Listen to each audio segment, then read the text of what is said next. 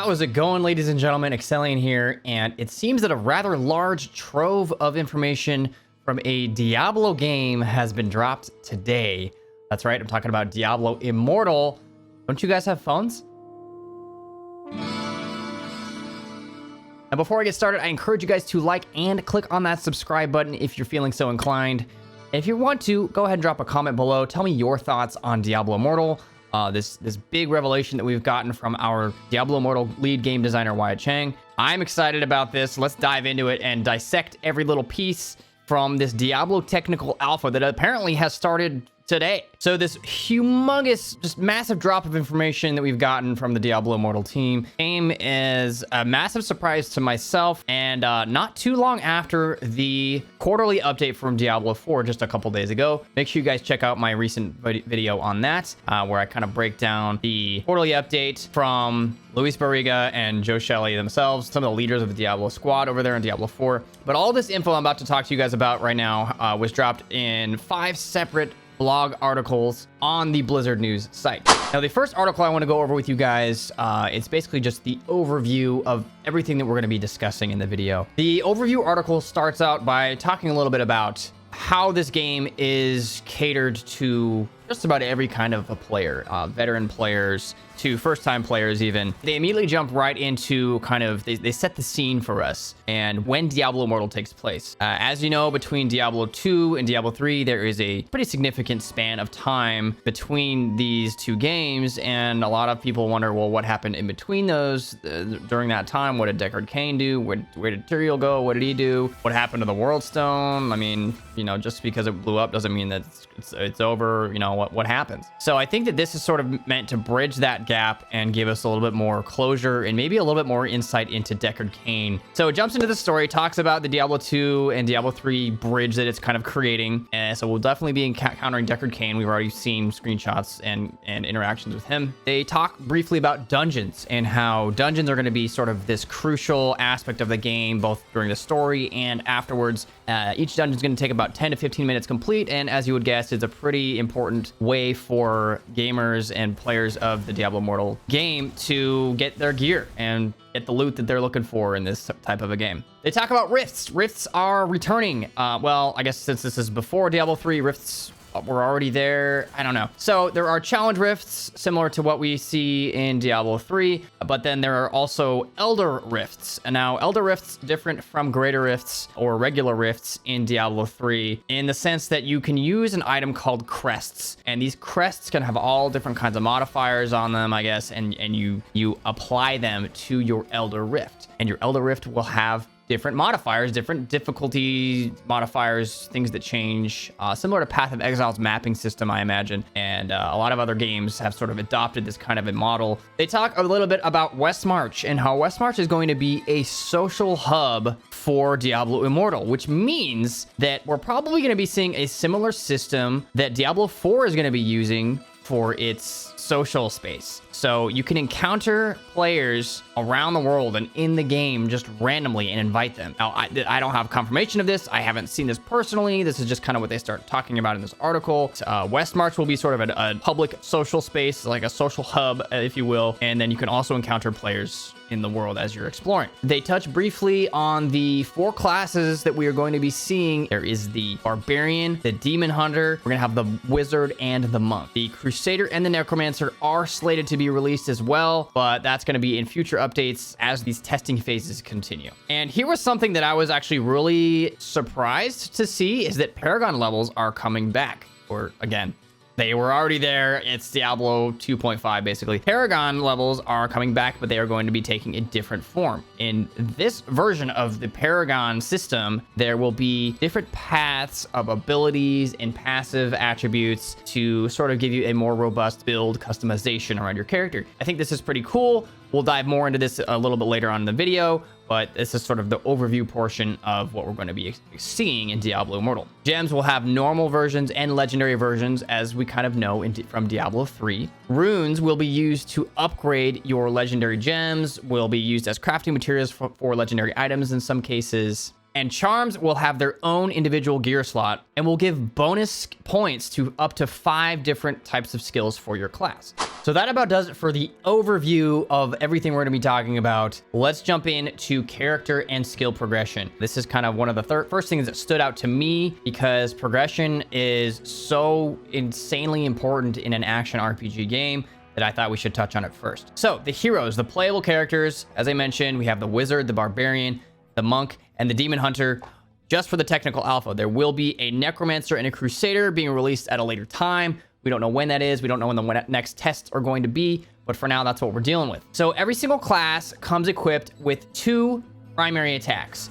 You can only have 1 equipped at a time. The more you use this primary attack, it charges up that attack's ultimate. So I guess these primary attacks actually end up getting charged up and can be used in an ultimate form of some kind. I'm excited to test this out and find this out for myself. Classes will have also 4 skill slots they can use in addition to this, assignable on the fly, very similar to Diablo 3's skill system. This particular blog features a couple example builds that you can check out. I encourage you to go and look at them. I will drop the link to the blog below in the description. So after they touch on a little bit on skills, they talk about Paragon. This is very important to me because Paragon in Diablo 3, it's kind of boring. You know, you're just clicking a point here and there. It doesn't feel like it makes a huge impact in your character. So what they've done is they've taken the Paragon system and they've reworked it. So now there are 10 individual Paragon talent trees that you can spec into with your character after you've hit max level. The technical alpha, for all intents and purposes, only features 4 of these trees at this time. Maybe in the future, they will release the additional trees for people to test out as well. And those trees are the Survivor tree, which will boost your defenses, the Treasure Hunter tree, which will increase your gold find, magic find, things like that, the Vanquisher, which means more damage, and the Gladiator tree, which features specifically talents around PvP. Now, this means we are going to be seeing a PvP system. I'm not sure how robust this PvP system is going to be, but there will be some kind of a PvP system in Diablo Immortal. Now, Paragon points are earned the exact same way as in Diablo 3. Once you hit that level cap, you'll start earning experience toward your next Paragon level. There is a catch, however, though. You can only have 1 Paragon tree active at any given time. You cannot have multiple trees active. So let's say I'm trying to be a little bit more defensive, fighting monsters. I'm going to be on my Survivalist tree. And then let's say, oh, you know what? I need some gold. I'm going to switch it up to my Treasure Hunter tree. I won't have the same perks and skills and talents available to me from the Survivalist tree as I'll have in the Treasure Hunter tree. But the passive points, the permanent attribute upgrades that you'll have in these trees will stick with you even after you switch trees. So that is something that is still pretty good. It's worth speccing into multiple trees or keeping an all-around balanced character. So let's talk about itemization. Itemization is, in my opinion, one of the most important aspects of a Diablo game. We talked a lot about itemization in my last video, talking about Diablo 4's itemization. With their quarterly update they talked about literally 2 days ago. And they break down pretty specifically what each item is going to consist of and the makings of these items, like what makes them an item. So gear typically has 3 different types of stats on them. There are the base stats, things like life, damage, armor, offense, defense, potency, and resistance. You can check out what all of these things do. I'll post a link to this blog in the description below. Go check out what they do, but that's what the base stats are of each item. Attributes are different. This is another type of stat that you'll find on an item. Attributes include strength and intelligence. Strength is an attribute used primarily by barbarians, monks, and demon hunters, and intelligence is used by the wizard, at least for the technical alpha. Magic attributes are different and are shared across pretty much all classes. So this includes things like fortitude, which will increase your armor and armor pen, vitality, which will increase your life, in addition to offense and defense rating, and willpower will increase your potency and resistance in addition to offense and defense rating. Also, we can't forget sockets and legendary perks also count as base stats to an item. And then they go into the actual equipment. We talked about the items and what the makings of an item, and then they talk about the equipment itself. So in Diablo Immortal, we're going to be seeing 2 different types of equipment. We'll have the primary equipment or primary gear, which is reserved for items like your helmet, your torso, shoulders, your weapon, offhand, secondary offhand, things like that. Your secondary items include things like your amulet, your rings, your belt, your boots, and your gloves. Things that don't stand out as much in your character's image. And these will help augment and customize your build with additional stats. Primary gear is reserved for legendary items. You can't have any legendary. You won't get legendary rings, apparently, which I think is kind of weird.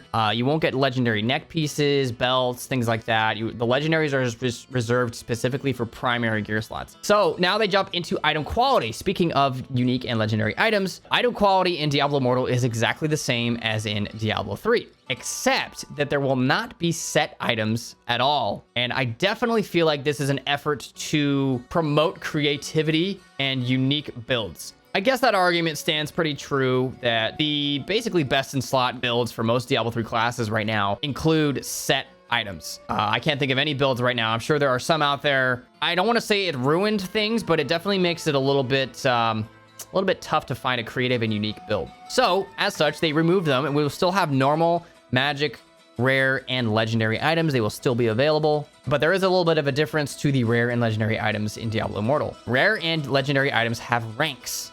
Rare items can be upgraded with materials that you find in the game. The upgraded items will actually have an increase in their attributes and maybe even the amount of attributes that they have. Legendary items can be upgraded to rank 20. So after item ranks, they go into charms, runes, and gems. And whenever someone hears runes, they immediately think rune words. That is not how it works in Diablo Immortal, unfortunately. But there are runes. But let's first talk about the charms. So charms will have up to 5 skill bonuses attached to them, and there is a specific slot for charms in your inventory. Runes are used in crafting recipes. So things like legendary gems and legendary items sometimes will require runes, and some runes are very hard to find. Obviously, the more rare rune that you find, probably the better upgrade it's going to be for your item. And it seems, based on this chart that I found in the blog here, that you can only have 1 legendary gem socketed into your primary gear and nothing else. So that means any other gems, normal gems, things like that, will have to be socketed in your secondary items. And only specific colors of gems can be socketed into certain secondary pieces of gear. So again, secondary gear can have more sockets, but only accept certain colors and types of gems. Legendary gems can be upgraded with multiples of the same gem, similar to, in Diablo 3, you can just combine a bunch of gems and upgrade it to the next gem. Same thing with legendary gems. So the higher ranked gem will always be kept. So whatever gem benefits you the most, whatever legendary gem is giving the most boost, it will inherit the stats from the other and not the other way around. Now let's talk about building your arsenal, as they so cleverly titled it in this blog. Legendary items can be upgraded and also reforged. Reforging items requires a reforging stone. These can be purchased with real money, or they can also be found from Elder Rifts and things like that in game. I imagine they're going to be pretty tough to find. And every time your legendary item ranks up to rank 6, rank 11, or rank 16, it will add bonus attributes to that item. Now we're going to talk about the pricing model for Diablo Immortal. How much does Diablo Immortal cost? It is free, 100% free. You don't have to pay anything to play Diablo Immortal to its fullest extent. Wyatt Chang made it very clear that all future updates of Diablo Immortal are going to be free. There are optional in-game purchases, however. You do not have to buy anything. You don't have to buy any of these things. Crests, which are used to add modifiers to your Elder Rifts, Reforged Stones, as I mentioned, and there's a Battle Pass. These things are purchasable with real money. The Battle Pass features exclusive cosmetics and other rewards that they didn't get into quite yet, but I imagine they'll be pretty cool. Now, the article goes into something called the market. The first thing that came to my mind when I saw this was, oh no, it's a real money auction house. Oh no. They assured all of us that there will not be an auction house returning to Diablo ever. And instead, the market is a place for players to come trade with each other. So specifically for trading items. You can trade your items for in-game currency or for a straight-up item exchange. This is acceptable to me. I think trading is a very important thing. Let's say, you have a very awesome item. I think this would be awesome for you. What do you say we trade? Speaking of currency, let's talk about the different types of currency that Diablo Immortal is going to feature. First, we're going to have gold, which speaks for itself, drops from enemies, chests, other lootable items, and things in the game. It is used to upgrade your items and purchase randomized gear from vendors. Platinum, this is earned through gameplay activities, or you could purchase it with real money. And this platinum is used to purchase goods on the market or for crafting charms. Eternal orbs are only purchasable with real money. This is the real money currency that you'll see in the game. These are used to purchase platinum, to purchase the battle pass, or to purchase reforged stones, crests, and cosmetic items that they'll feature in their shop. I'm okay with this personally. I think this pricing model is fine as long as I am able to find all of these things in game by investing my own time and not forcing me to pay money for it. I'm all good with that. So now we are boiling down to the technical alpha. What is it? Who's in it? When is it? Why? Where? What? Give me all the W's. First of all, the primary goal of the technical alpha, as they state so clearly, is to test the stability of servers and client performance across a wide array of mobile devices. Another reason is to take player feedback. They are specifically looking for people who are members of the community, members of the Diablo community who have played Diablo games for years and years and very, very much value their feedback. Along with these people, they are also pretty much limiting the technical alpha to specific players in Australia. My personal opinion and thought around it is maybe they want to test somewhere that might have latency issues. And maybe Australia and the Oceania region typically suffers from latency issues. I don't know. Not sure why they chose Australia specifically. If anybody has a gander or has a guess on why they chose Australia as their first technical test target, feel free to drop it in the comments below. I would be happy to be enlightened by you guys. So the technical alpha will include everything that I just went over. It will have a level 45 cap. You'll be able to test the Paragon system. You'll be able to test the Elder Rifts and all of that stuff, legendary items, etc. You'll be able to test it in the technical alpha, assuming you get in. The technical alpha apparently starts today. Well, December 17th as the recording of this video. And there are going to be a limited amount of users, and it's going to only last for a couple of weeks, they said. I don't know when the next test will be. They have no release date stated yet, even though we were promised a release date earlier this year in 2020. That's okay, as long as they're still trucking along and making this an excellent game. I'm all right with that. Any other FAQs that people have, or if you have them specifically, please go check out their FAQ site. I'll be sure to also drop that link in the description below. There will be a hefty amount of links for you guys in the description below to go check out. I encourage you guys to do so. And that's it. That is the giant, as I said, trove of information we received from Blizzard today, and the Diablo Immortal team has been hard at work. Honestly, I'm pretty pleased with what we've had dumped upon us. I don't mind that kind of a dumping, as long as it's a dumping of good information about a Diablo game that I'm excited to play, honestly. Thank you guys for tuning in. I hope this wasn't too much information for you, but feel free to check out my other videos on Diablo. My name is Exellion. You can find me on Twitter at Exellion_. Check out my Twitch channel as well. It's just Exellion. You can find me on Facebook Gaming as well at Exellion. And I will see you guys next time.